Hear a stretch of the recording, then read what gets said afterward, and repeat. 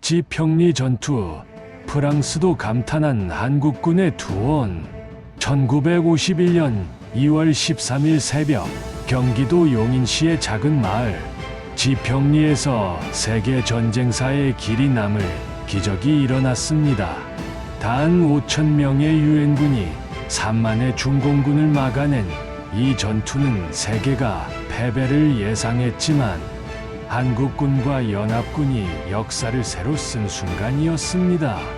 오늘 인생사연에서는 프랑스군조차 감탄했던 한국군의 불굴의 투혼을 여러분께 전해드립니다. 6.25 전쟁이 발발한 지 8개월이 지난 1951년 1월, 전세는 극도로 불리했습니다. 중국 인민지원군 30만 명이 압록강을 건너오면서 국군과 유엔군은 1.4후퇴를 감행해야 했고, 서울은 다시 적의 손에 넘어갔습니다. 메가더 유엔군 총사령관조차 한반도에서 철수를 고려해야 한다고 본국에 타전할 정도였습니다.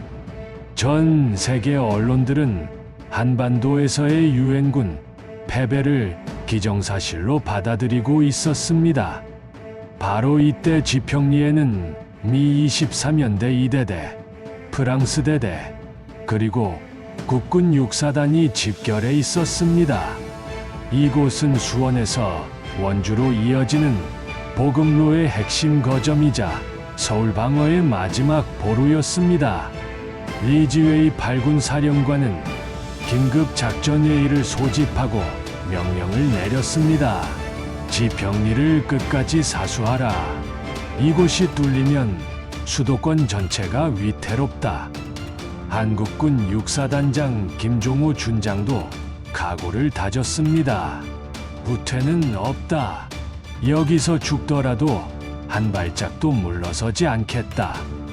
2월 11일 밤부터 상황은 급박해졌습니다. 중공군 제39군과 제40군 총 3개 사단이 지평리를 향해 이동하기 시작했습니다.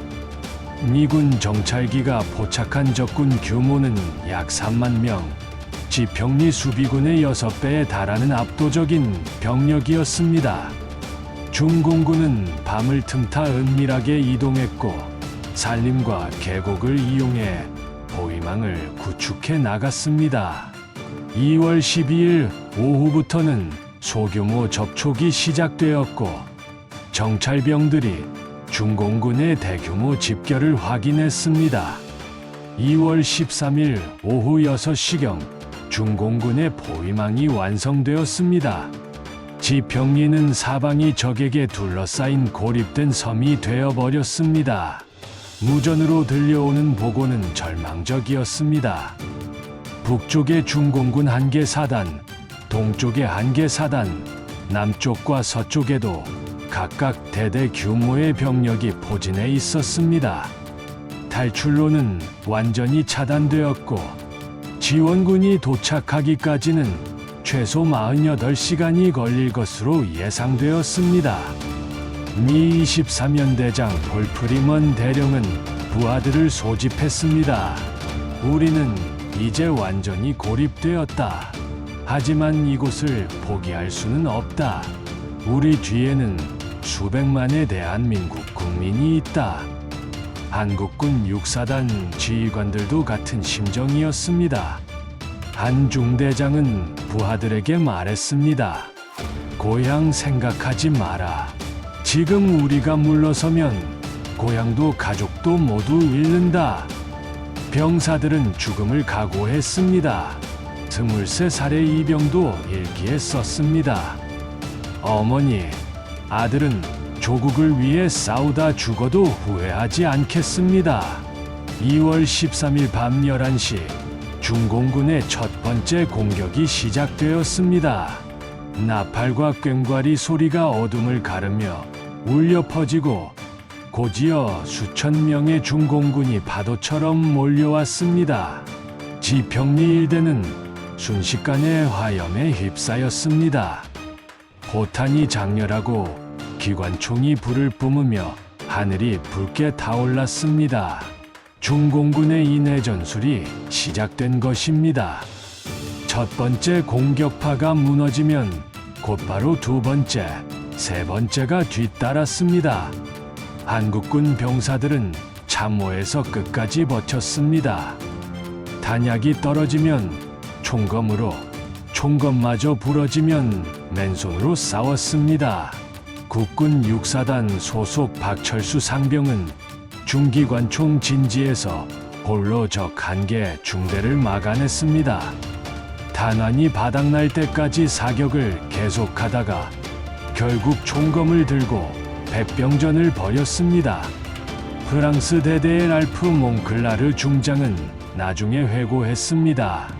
나는 2차례 세계대전을 겪었지만 이렇게 용감한 군인들을 본 적이 없었다. 한국군 병사들은 죽음을 두려워하지 않았다. 첫날 밤 공격을 막아냈지만 상황은 절망적이었습니다. 식량과 탄약이 바닥나기 시작했고 부상병이 속출했습니다. 야전병원은 부상자들로 가득 찼고 의료진들은 밤새 수술을 계속했습니다. 2월 14일 새벽 8군 사령부에서는 지평리 철수를 검토하기 시작했습니다. 하지만 현장의 지휘관들은 완강히 거부했습니다. 프리먼 대령은 무전으로 보고했습니다. 철수는 불가능합니다. 여기서 물러서면 적은 곧바로 수원과 서울로 진격할 것입니다. 2월 14일 하루 종일 중공군의 파상 공세가 계속되었습니다. 낮에는 포격과 박격포 공격으로, 밤에는 인해 전술로 지평리를 짓밟으려 했습니다. 마을은 점점 잿더미가 되어갔고 수비군의 사상자는 늘어만 갔습니다. 그러나 한국군과 유엔군은 한치도 물러서지 않았습니다. 국군 장병들은 마지막 한 발까지 쏘고 마지막 수류탄까지 던졌습니다. 이 절망적인 상황에서 놀라운 일이 벌어졌습니다. 서로 다른 나라, 다른 언어, 다른 군복을 입은 군인들이 하나가 된 것입니다. 한국군 병사가 부상당하면 프랑스군이 치료해주고, 프랑스군이 탄약이 떨어지면 한국군이 나누어 주었습니다. 미군 병사는 한국어로 힘내라를 외치며 한국군과 함께 돌격했습니다. 언어는 통하지 않았지만 마음은 하나였습니다. 프랑스군 소위장 에르베는 일기에 이렇게 썼습니다. 한국군 병사들은 자신의 집을 지키듯 싸웠다. 그들의 눈에는 절대 굴복하지 않겠다는 의지가 불타고 있었다. 우리도 그 의지에 감화되어 끝까지 함께 싸울 수 있었다. 미군 하사 윌리엄 스미스도 회고록에 기록했습니다. 한국군 병사들과 함께 싸우면서 진정한 용기가 무엇인지 배웠다. 그들은 조국을 위해 기꺼이 목숨을 바칠 줄 아는 진정한 전사들이었다. 2월 15일 새벽 5시 전세를 바꿀 결정적 순간이 왔습니다. 미 공군의 F-86 전투기들이 지평리 상공에 나타났습니다. 네이팜탄과 로켓탄이 중공군 진지를 강타했고 동시에 8인치 곡사포 부대가 집중 사격을 가했습니다. 3일 동안 계속된 포위 공격에 지친 중공군 진영이 흔들리기 시작했습니다. 공중 지원과 포병 지원이 결합된 강력한 화력이 중공군의 공격 의지를 꺾었습니다. 바로 이때 지평리 수비군이 반격에 나섰습니다. 한국군과 프랑스군, 미군이 일제히 참호에서 뛰쳐나와 중공군을 향해 돌진했습니다. 프리먼 대령이 선두에서 권총을 휘두르며 외쳤습니다. 지금이다. 모든 것을 걸어라. 한국군 중대장들도 태극기를 들고 앞장섰습니다. 대한민국 만세. 병사들은 마지막 힘을 쥐어짜내며 적진을 향해 돌격했습니다. 포위망이 무너졌습니다. 잠만의 중공군이 급작스러운 반격을 견디지 못하고 후퇴하기 시작했습니다. 2월 15일 오후 2시 지평리 전투는 마침내 유엔군의 승리로 끝났습니다. 불과 5,000명이 6배의 적을 물리친 기적이었습니다. 중공군은 약 5,000명의 사상자를 내고 퇴각했고 유엔군 사상자는 300여 명에 그쳤습니다. 하지만 승리의 대가는 컸습니다. 이름도 알려지지 않은 수많은 한국군 병사들이 지평리 땅에 잠들었습니다. 22살의 김상호 이등병은 마지막 수류탄을 품고 적진에 뛰어들었고 24세 박철수 상병은 중상을 입고도 끝까지 기관총을 사수했습니다. 그들의 이름은 교과서에 없지만 오늘의 대한민국은 그들의 피 위에 서 있습니다. 부산에서 온 편지 한 통이 전투 후 발견되었습니다. 전사한 한국군 병사의 주머니에서 나온 어머니의 편지였습니다. 아들아, 추우니까 몸 조심하고 꼭 살아서 돌아와라.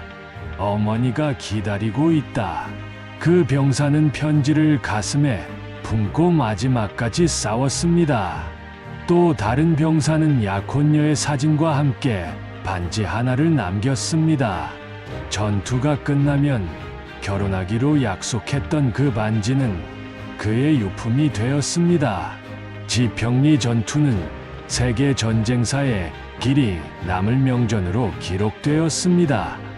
미국 웨스트 포인트 육군사관학교와 프랑스 생시르 육군사관학교 교과서에 모범 사례로 실렸고 영국 왕립군사학원에서는 완벽한 방어 전투라고 평가했습니다. 소수의 병력으로 압도적인 적을 물리친 전술적 승리이자 자유진영의 사기를 높인 전략적 승리였습니다. 몽클라르 프랑스군 사령관은 본국에 이렇게 보고했습니다. 한국군의 용기는 세계 어느 군대와 비교해도 손색이 없다. 그들은 조국을 위해 기꺼이 목숨을 바칠 줄 아는 진정한 군인들이다.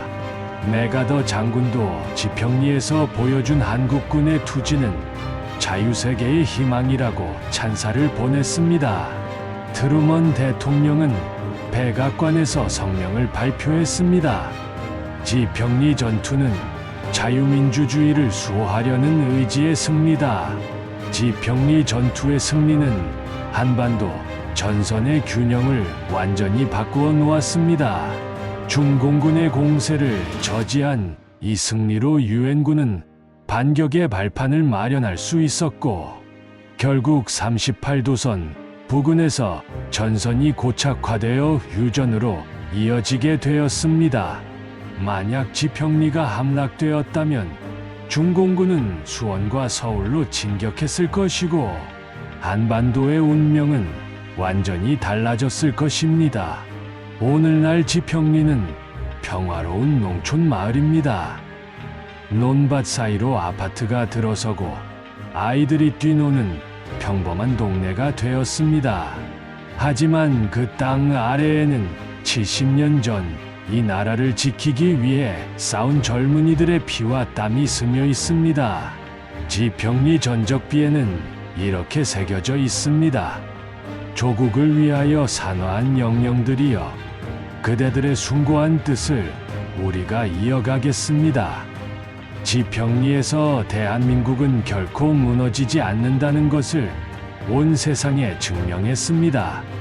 주적 열세에도 굴복하지 않는 한국인의 정신력과 자유를 향한 불굴의 의지를 보여주었습니다. 우리가 지금 누리고 있는 평화와 번영은 모두 그때 그 젊은 영웅들의 희생 덕분입니다. 그들의 이름을 기억해 주십시오. 그들의 희생을 잊지 말아 주십시오. 앞으로도 인생사연에서 우리가 알아야 할 역사의 진실을 계속 전해드리겠습니다. 구독과 좋아요로 응원해 주시면 더욱 힘이 됩니다. 감사합니다.